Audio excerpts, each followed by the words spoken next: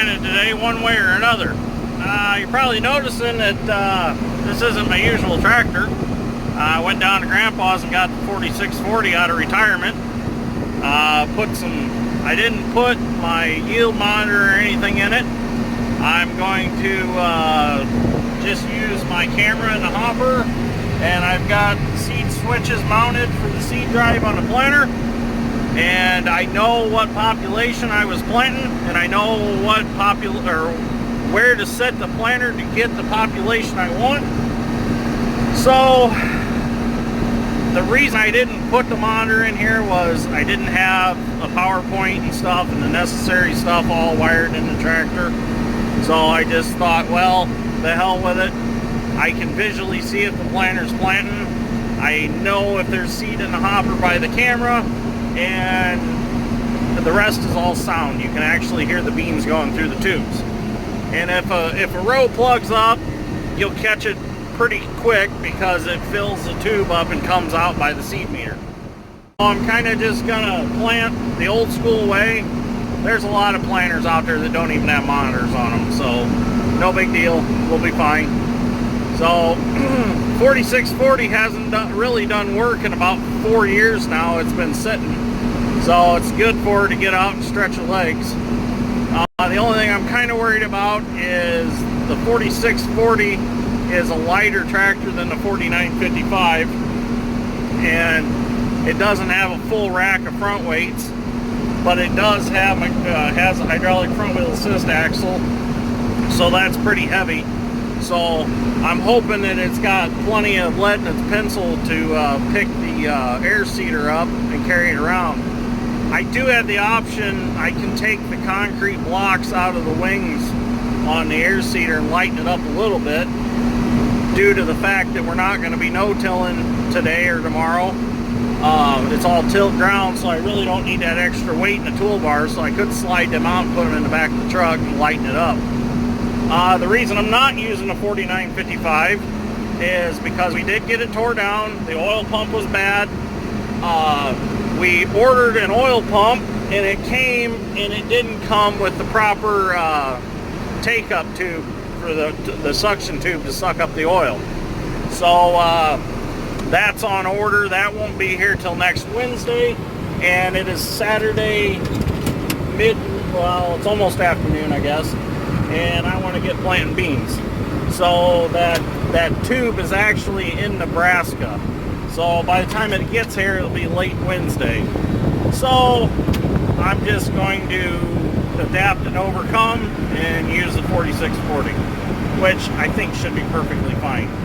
It is hydraulic front wheel assist, so if I do get in trouble in a wet situation, these front wheels will pull. They definitely help, but they're nothing like a mechanical front wheel assist.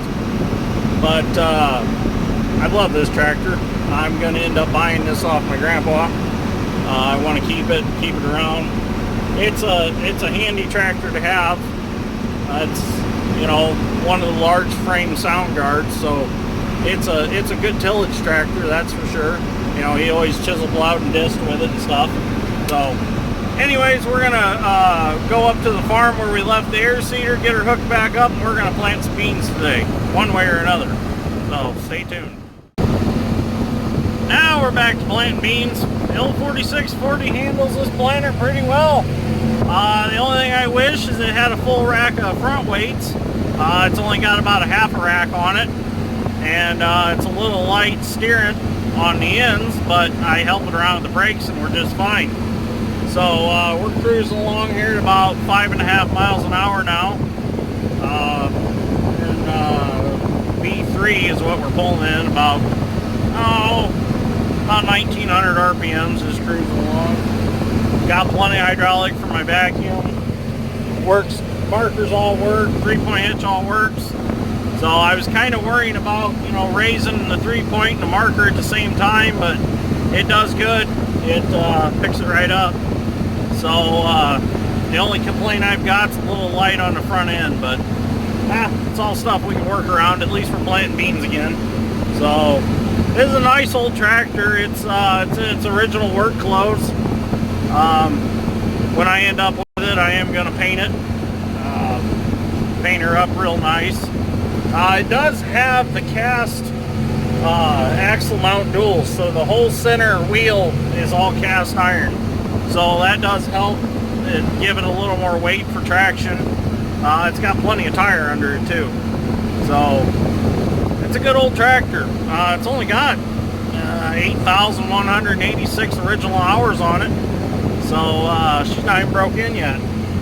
But Grandpa's had this tractor, oh boy, since about, I want to say he had it since I was born, actually. It was his main tillage tractor. He had this one, and he had his 4430 with a loader on it, 158 John Deere loader.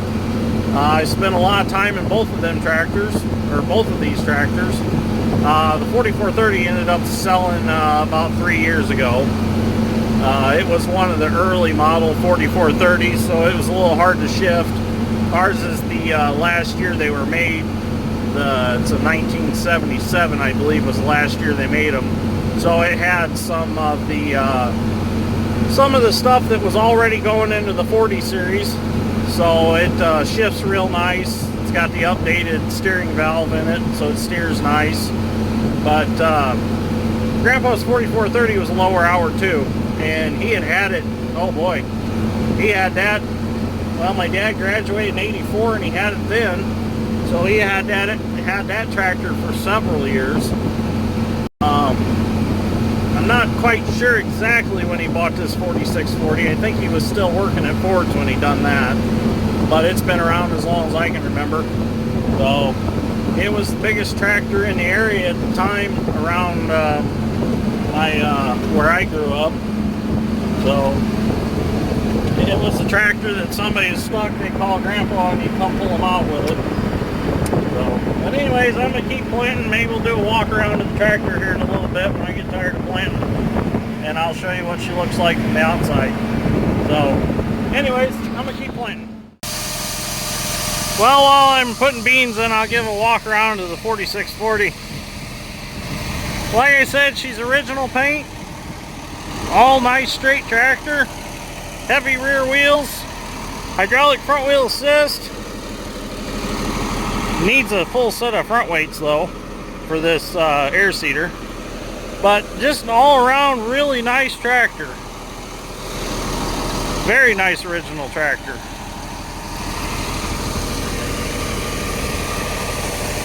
So I'm going to put some beans in, and I've got, oh, maybe an acre left out here, and I'll be done.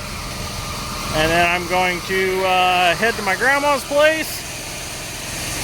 And then I got about, I think I got 36 acres to go after my grandma's. And then I'm going to go down to my grandpa's. And that's where we're going to plant the Pioneer beans, the Bex beans. We're going to do row beans and 15-inch spacing beans. So 30s and 15s down there. And that's where our bean plots are going to be this year. So I'm excited to get them done.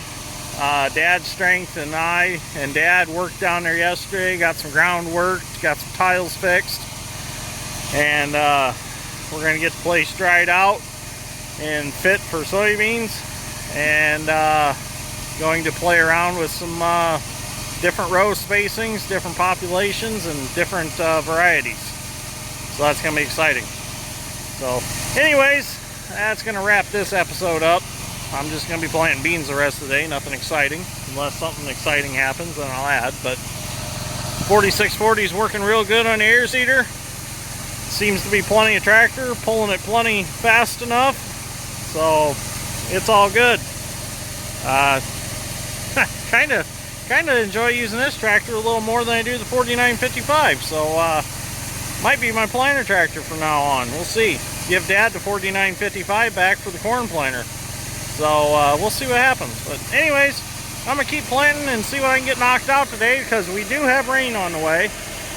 Sounds like some pretty severe storms. Sounds like maybe some tornado weather. So we'll see what happens. So I'm going to finish putting beans in, and I'm going to get back at it.